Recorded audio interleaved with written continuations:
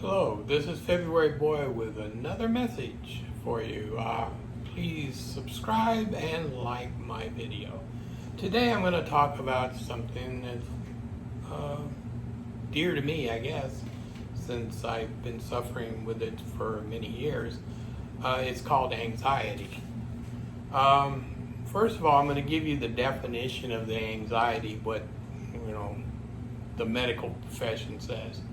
It's a feeling of worry, nervousness, unrest, typically about an intimate event, or something with a uncertain outcome. So worry, concern, apprehension, uneasiness, unease, fearfulness, and fear. A nervous disorder characterized by the state of excessive uneasiness and apprehension, typically with compulsive behavior or panic attack. Okay, that's the way the medical profession sees it. I see, and I've had it for years. I probably had it when I was in the early 70s. When I was in the military, and it was not because I was in the military either. It was because I found out later on that I got what you call social anxiety. So being around a crowd of people. So in the military, you're around a crowd of people. So that usually triggers my anxieties. So, and I've been told several times since that I suffer from social anxiety. And it's kind of funny because I'm sitting here talking to this camera and actually talking to a lot of people. That's easy. It's just coming up in front of crowds, going to big parties, going to churches, and anything where there's a crowd, my anxiety starts up. I can tell by the rate of my heart rate goes up, my just discomfort of being around a lot of people. Also, I was told back in the day, years ago, that anybody that's got a phobia, and which usually has the better chance of having anxiety attacks. Okay, I do have two phobias. One is the claustrophobic, and the other, I'm scared to death of heights. So, in other words, I have two phobias that definitely, they bring on anxiety in itself. To get back to it, in 79, 80, and 81, it was just before my third child was born. I visited the ER several occasions because I was either having trouble breathing, or to me, I was having trouble breathing. I was having fast, rapid heartbeat. I was having uneasiness constantly. It was just I couldn't. Sometimes I would have to go lay down in a park in the grass and just breathe. I mean, just constantly, just taking in deep breaths to get through this. And this lasted pretty much a couple of years where it was really bad. I went to a psychologist back in 81, and I only went one time because I think he told me something that helped me on that one time. And that one time was that I needed a change. So I said, okay, I need a change. So I went home, talked to my wife. We ended up moving to another state. So there was my change. Still, I had the anxieties, and I mean, I even to this day I have anxiety, but I learned to cope with it. So, and I'm going to tell you something right now. If you're having pains and you're having all these feelings of impending doom. That's what I consider impending doom. Um, First of all, go to the doctor, because you might have a medical problem, even though I consider anxiety a medical problem, even though some people think it's just psychological. But I think with the fact that most of the time that you end up having these anxieties is because you're having a medical problem, and it brings on the anxiety. So here's my thing: make sure you go to your physician, make sure you go to the psychologist, or whatever you need to do to take care of these problems, because it can be detrimental to your health later on in life. I am 68 years old, and I can tell you right now, I have anxiety to this day. I cannot be around a lot of people. I don't want to be around a lot of people. This COVID stuff right now is probably the best thing for me, because I don't go out, I don't do nothing, so I'm staying away from a lot of people. I go places where I like to go see my kids and grandkids, and I like to go see people. But that doesn't bring me on the anxiety, because I think that it's changed. What I'm doing at that moment has changed, and I'm thinking about them at the time. And that's another thing. When you you feel like you got an anxiety attack coming on, and I do still, and to this day, if I'm sitting or too long, or I'm watching some movie, and all of a sudden I just click it off, and I'm saying I'm starting to have an anxiety attack, heart rate's starting to come up. So I just change what I'm doing. I either go for a walk, take some deep breathing, just change. Go from one thing to another thing to another thing, just keeping your mind off of the fact that you're having an anxiety attack. At my age, I know what's an anxiety attack and what is not an anxiety attack now. It took years to be able to figure that out. If I'm having chest pains, I have no choice. I have to go to the doctor. But because that was part of the anxieties that you will have sometimes. Chest pains, rapid heart, all that stuff, high blood pressure. And that's another thing. When you have these, you end up with all these diseases like this. It was probably brought on by you having the anxieties in your life.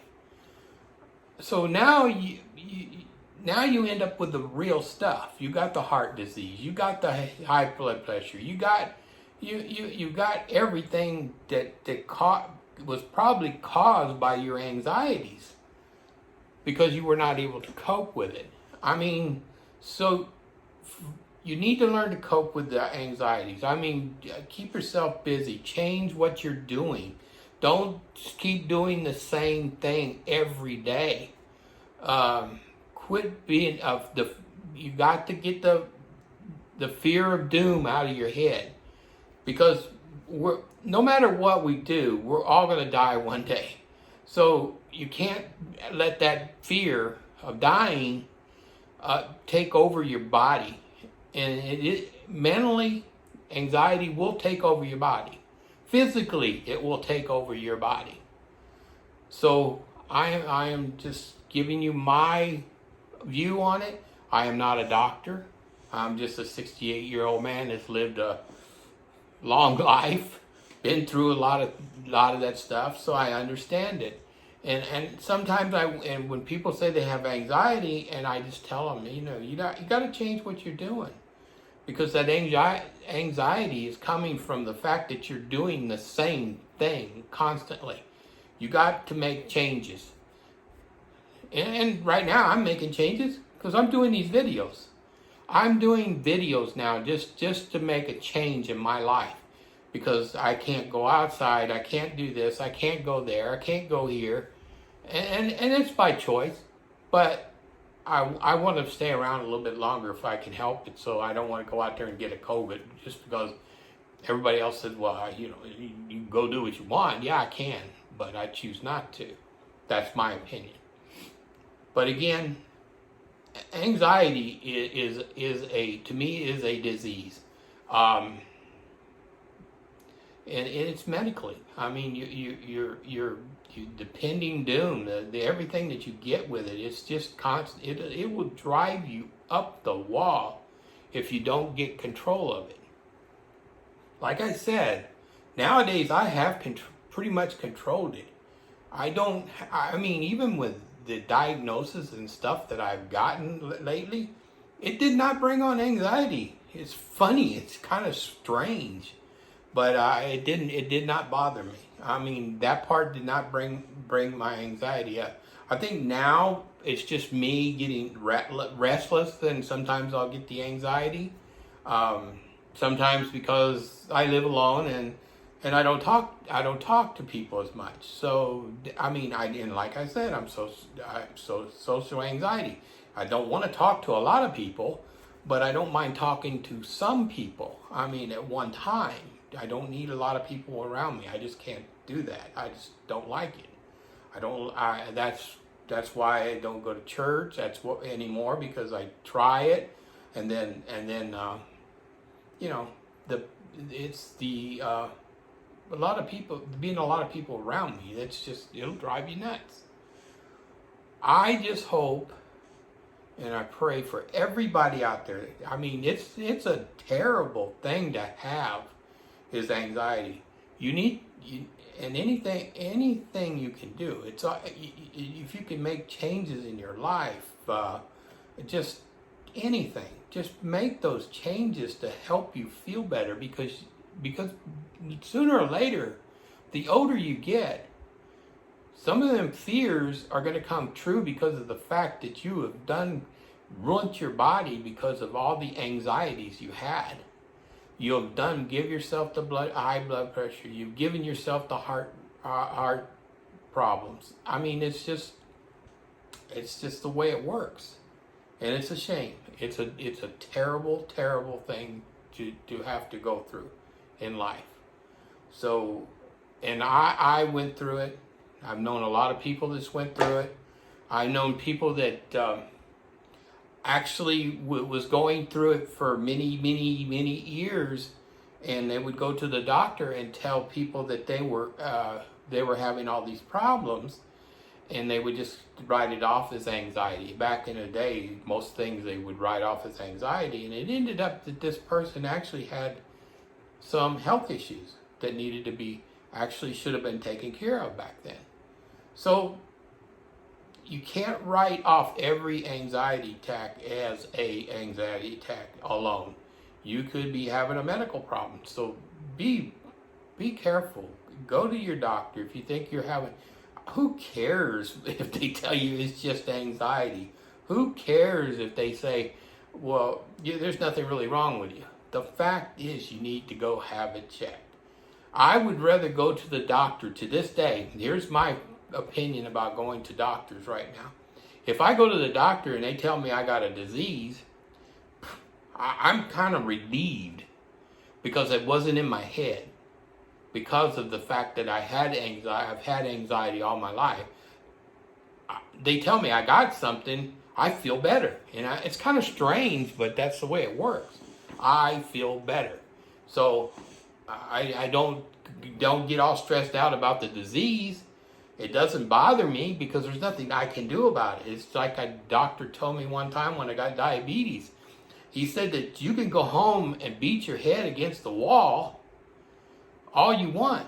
Guess what? You're still going to have diabetes when you get done with it. So the best thing to do is go forward with it and try to make your life better. Try to institute a lifestyle changes. And that's what I did. I made a lot of lifestyle changes. I still make lifestyle changes. I changed my food. I changed my diet. I do a lot of things right now, and it just to keep me busy.